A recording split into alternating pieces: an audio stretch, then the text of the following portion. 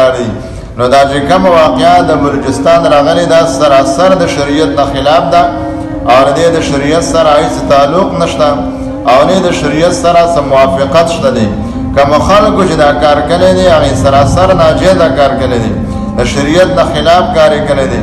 او زمونږ د پښتنو باندې دا بیماری ده چې دا د شریعت نه ډېر جدا دي، نه الله پیژني، نه پیغمبر پیژني، نه شریعت پیژني، نه اسلام پیژني. نو په دې وجه باندې روزانه د دیو زنانه د دیو نارینه مړه کېږي، د دنیا د خلکو دیو ته مخونه راوړي دا پښتانه په کم مرض باندې اخته دي چې روزانه دا چې کم دی مړه کېږي او ځای به دی د زنانه د نارینه دا ځای به دی قتلېږي. نو دا کار د شریعت نه خلاف دی، په دې باندې الله تبارک وتعالی خفه کېږي. نو داسې کار د چا لپاره پکار نه دی. اخره خبره درته دا کوم چې دا خلک ځکه داسې کوي چې هغه زنانه د هغې نه تپوس نه کوي چې ګنې دا موږ چا د خپلولي کوو.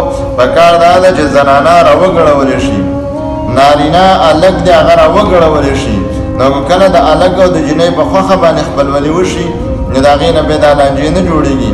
نو د شریعت چې کوم حکم دی نو موږ او تاسو له هغه شریعت ته کتل پکار دي، د شریعت د خلاف موږ او تاسو له تګ نه دی پکار.